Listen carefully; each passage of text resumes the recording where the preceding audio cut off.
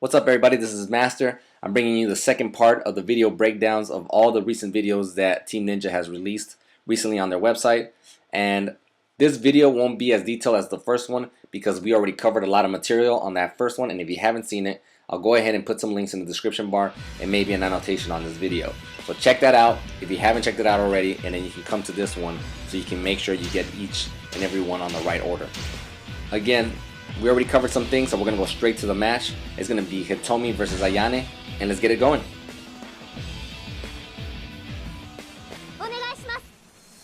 As soon as Hitomi comes in, you can tell that Hitomi has a different look to her.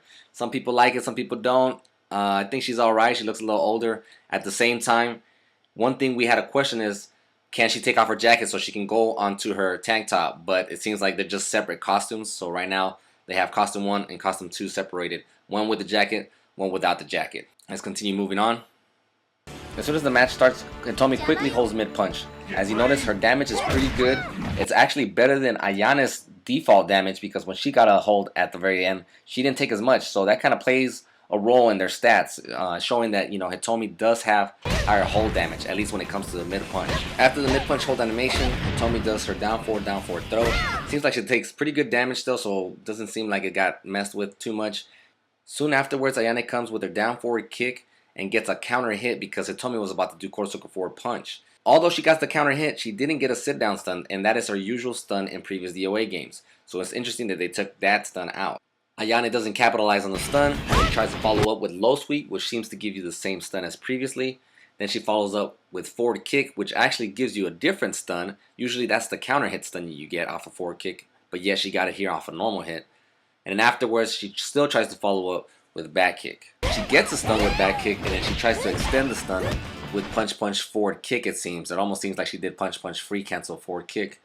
And then after that, tries to launch her with forward free plus kick, which we can't even connect.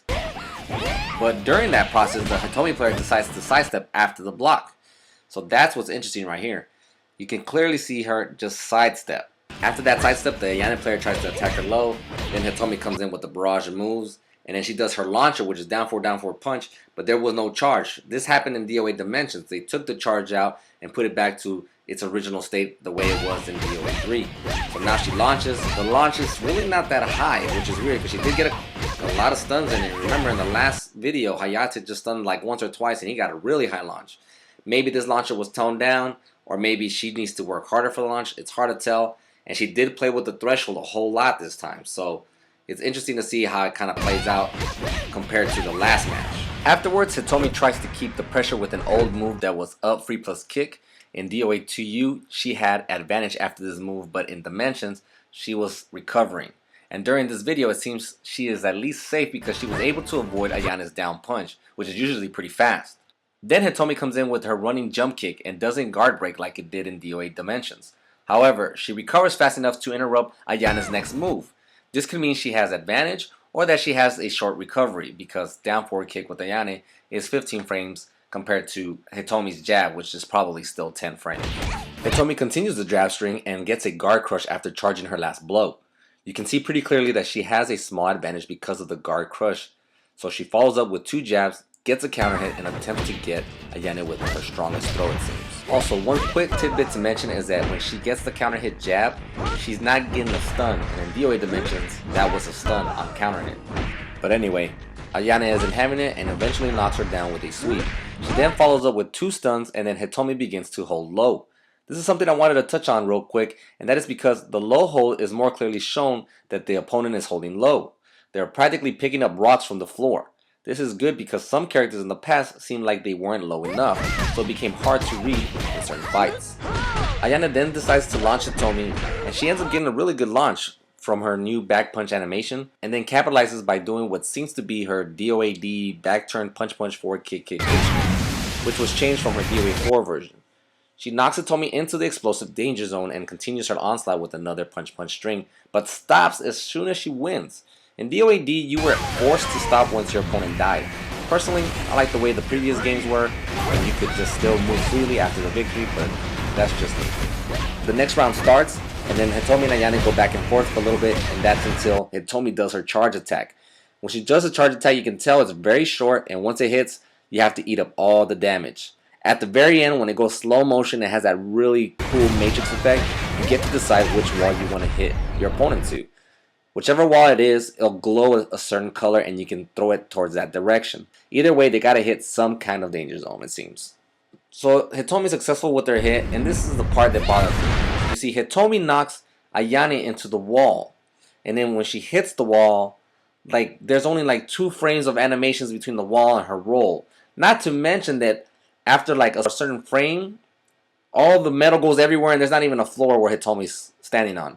Like, that just looks weird to me. I mean, it's not fluent.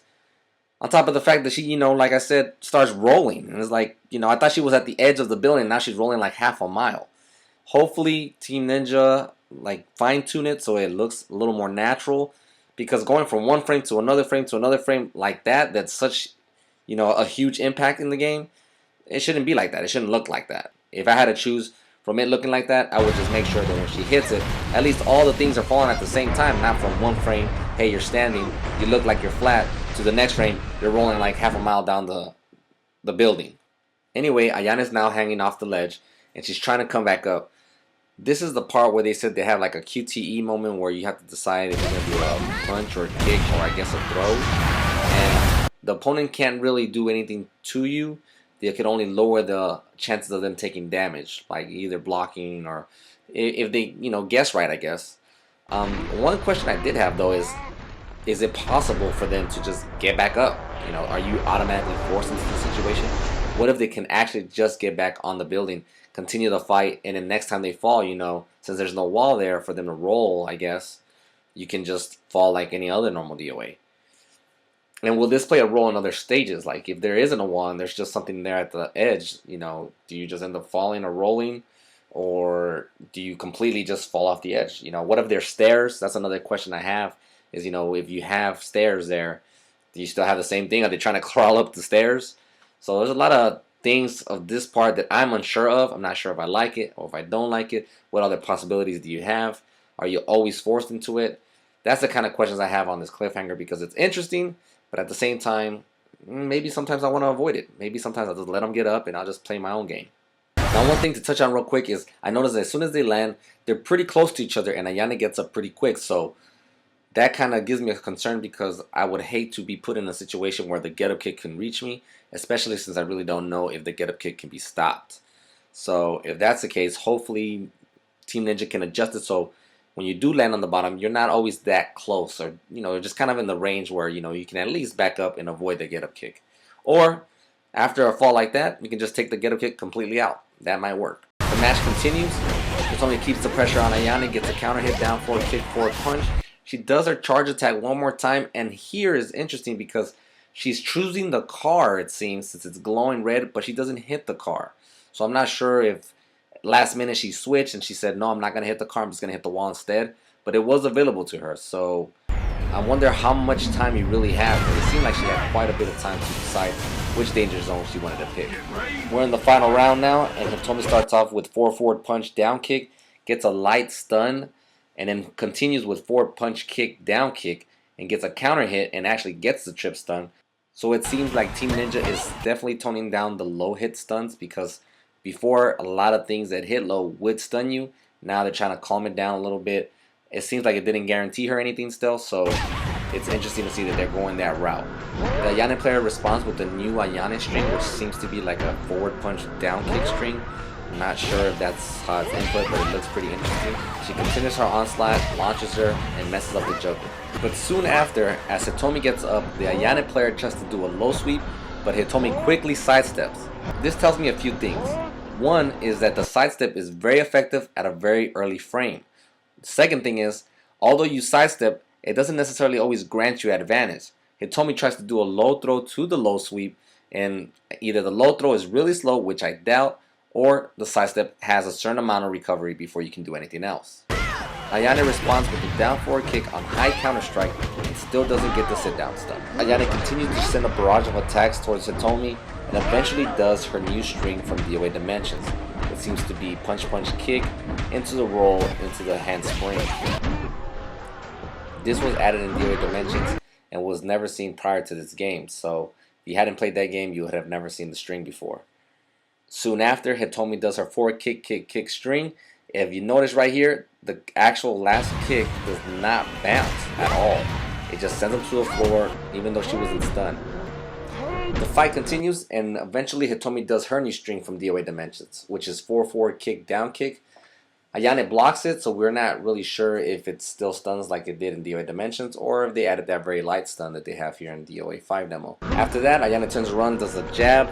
Hitomi follows up with a down punch. Then Ayane turns around again and does a jab. Hitomi does a punch. Ayane then comes back with a down punch, then does a forward punch, gets a counter hit. And eventually, Ayane does the finishing blow with her alternative back punch, it seems. And as you can see, this time around, we're going to get the victory pose. So, again, it looks really cool. Ayane looks a little dirty, you know. She got into a rough fight with Hitomi. Even Hitomi's shirt, as the fight progressed, got dirtier and dirtier. So this is a nice look. I enjoy this look. Like I said, there's only a few things I didn't like, I'm kind of concerned about, but I guess we'll find out soon enough. And hopefully Team Ninja will find the right balance. I'm going to go ahead and show the video now in its purest form, so you can kind of see all the analysis I did for this video.